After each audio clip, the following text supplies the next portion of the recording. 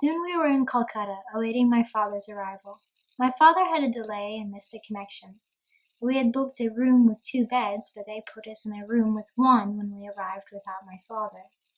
Soon after we settled into our room, a man came up and unlocked our door and tried to give our room to a group of other guests.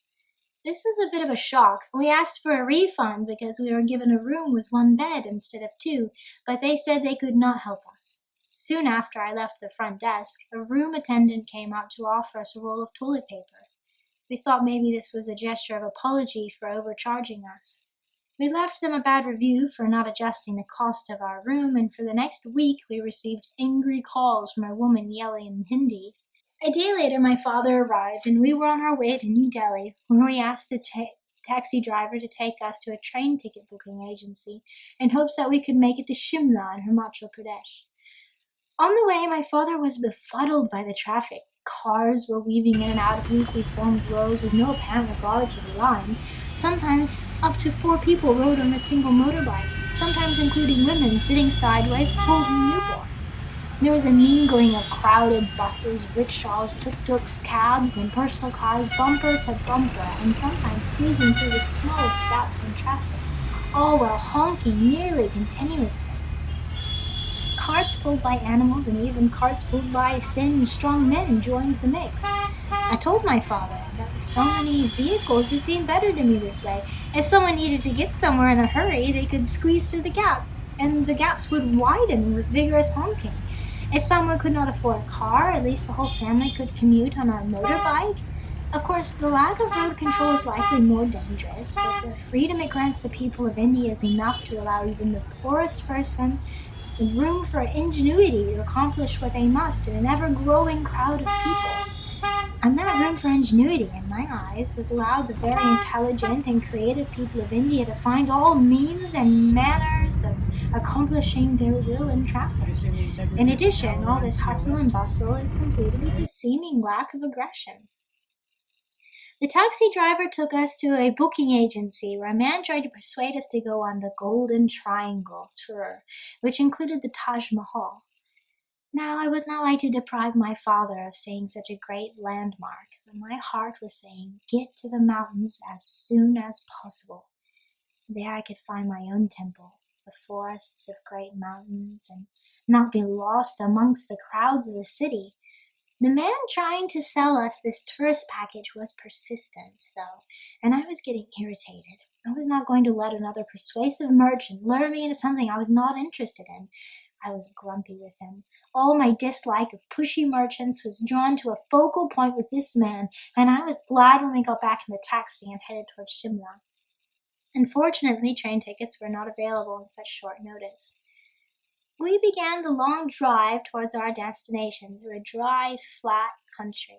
Cow dung was being collected into paddies and dried and enclosed in large dome-like structures made of more dung. It was a dusty world we were traveling through. The edges of the roads were lined in some areas with special hotels dedicated to weddings. Each one was like an oasis with gardens and palms for newlyweds to have their photos taken by. In other areas, numerous dhabas lined the road. There was one where we stopped that had several cots for taxi drivers to rest on. My grumpy, depressed mood was lifted by the many children we met at the dhaba. Of all the things we witness in the world, the smile of a child may be the strongest. It banishes negativity, if even for a brief moment. As we left, though, the children asked me what the tattoo on my back meant. I felt strange as I told them. It means everything's going to be all right. Of course, that is something I can say much easier than these children. The hardships they will encounter in their lives will be unparalleled in mine. As we approached the Himalayas, the land slowly began to form crumbling mounds of earth. Monkeys began to be more common, and soon we were going through the jungly valleys of mountains along steep, sometimes crumbling cliffs.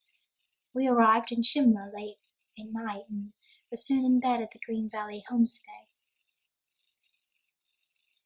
We had a few days in Shimla, as we wanted to break up the trip from Delhi to the Pavati Valley. The next day we woke up and I decided we should start walking.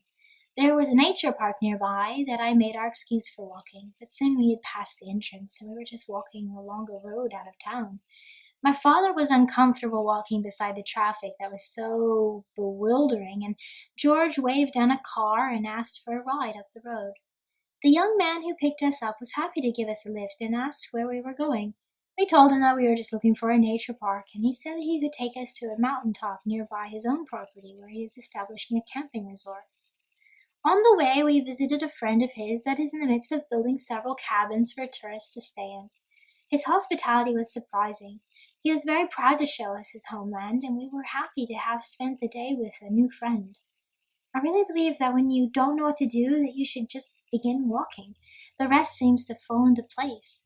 Back in Shimla, we were surrounded by concrete buildings, narrow roads where cars and buses compete to have space, and all manner of people mingle in pursuit of accomplishing their daily tasks. We took a bus out of Shimla on winding mountain roads that quickly took us up in elevation.